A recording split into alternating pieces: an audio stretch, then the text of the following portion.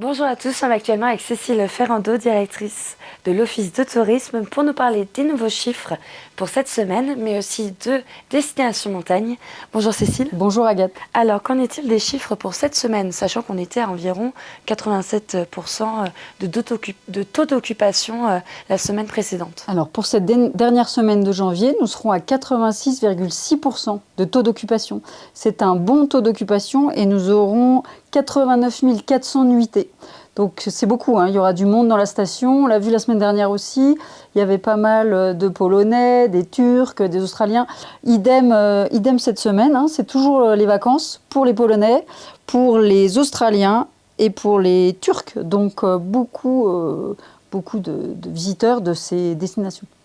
Et puisqu'on parle de destination, on peut parler aussi bien sûr de Destination Montagne qui s'est tenue cette semaine. Est-ce que tu peux nous dire, nous rappeler ce que c'est et comment ça s'est passé? Alors, Destination Montagne, c'est un salon dédié aux professionnels de la montagne. C'est une espèce de grande place de marché, on pourrait dire, où les destinations de montagne, que ce soit nous, les offices de tourisme, avec des services commercialisation, ou des écoles de ski, des groupes hôteliers, des groupes hébergeurs, se présentent et rencontrent des tour opérateurs, des représentants de tour opérateurs venus du monde entier et qui cherchent des lieux à programmer. Des lieux à programmer, c'est-à-dire des destinations, donc des stations de montagne, pour mettre dans leur catalogue, que ce soit des catalogues en ligne, pour ensuite les vendre dans les pays du monde entier. Historiquement, ce salon s'appelait Grand Ski.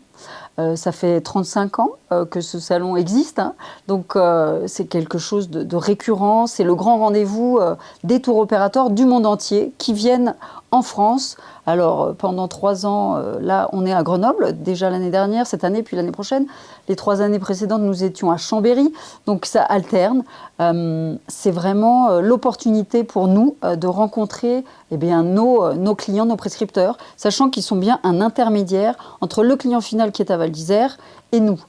Donc on le rappelle, il y a plusieurs modes de commercialisation. Il peut y avoir la centrale de réservation, il peut y avoir les hébergeurs en direct, et on a aussi ces tour opérateurs qui, eux, proposent notre destination dans des grands catalogues, mais on n'est pas les seuls qui proposent. Ils proposent énormément de stations de ski, d'activités, et donc ça sert à ça. Nous, on est là comme des représentants de commerce pour présenter la destination. On rencontre énormément de monde. C'est le moment où on fait des contrats. C'est vraiment du business. On n'est pas là. C'est pas un salon grand public. On est là vraiment. C'est du B2B, business to business. On est là pour parler argent, affaires, des allotements, c'est-à-dire que les hébergeurs discutent avec ces tour opérateurs. Est-ce qu'ils veulent travailler avec ou pas? On choisit quelles sont nos cibles aussi, quels sont les pays. Quand je dis nous, je parle au nom des socioprofessionnels de Val d'Isère, qui étaient nombreux à nous accompagner cette année. On avait plusieurs hôtels, on avait l'école du ski français, on avait bien sûr les remontées mécaniques. Donc tout ce petit monde était là pour rencontrer les personnes qui veulent vendre Val d'Isère. Et c'était un succès. On a eu de nombreux rendez-vous. Notre service promotion de l'Office de tourisme est là pour ça, pour rencontrer les personnes, pour leur donner envie de venir à Val d'Isère et pas d'aller dans d'autres destinations. C'était réussi. On a même un problème à Val d'Isère, c'est qu'on a une demande qui est plus forte que l'offre, c'est-à-dire qu'il nous manque parfois des hébergements.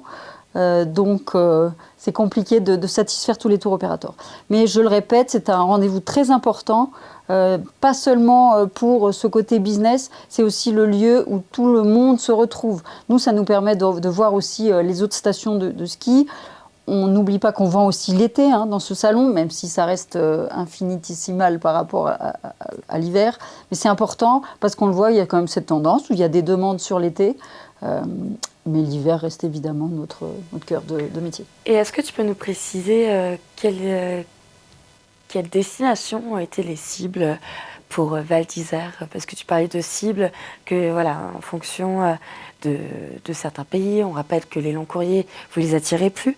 Donc qui a été un peu les cibles, comme par exemple cette semaine, quel contrat a pu être fait, ou dialogue ou collaboration a pu être faite? Alors tu fais bien de me poser cette question, parce que c'est vrai que j'ai pris la parole plusieurs fois en expliquant qu'avec avec notre stratégie, nous avions, nous, Office de tourisme, décidé de stopper, d'aller chercher, d'aller recruter des très longs courriers, c'est-à-dire Brésil, Australie, Afrique du Sud. Auparavant, nous engagions un budget et nous allions sur des salons dans ces pays-là. Depuis très longtemps, nous faisions ça. Nous avons dû réfléchir au sein de Val-d'Isère Tourisme parce que nous avons eu des choix budgétaires à mener et nous avons décidé de recentrer notre stratégie commerciale fort de notre budget réduit sur l'Europe.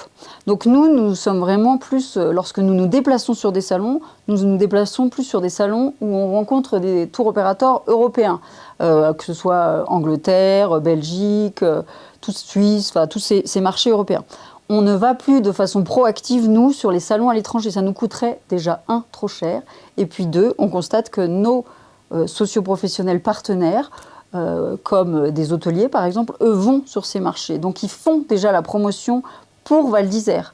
Le Club Med aussi, par exemple, lui, rayonne à l'international sur ces marchés. Donc nous, on préfère conserver notre budget et agir sur les marchés plus proches.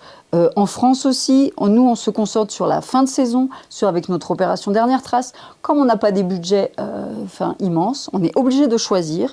Et donc, quand on choisit, on renonce à certaines choses.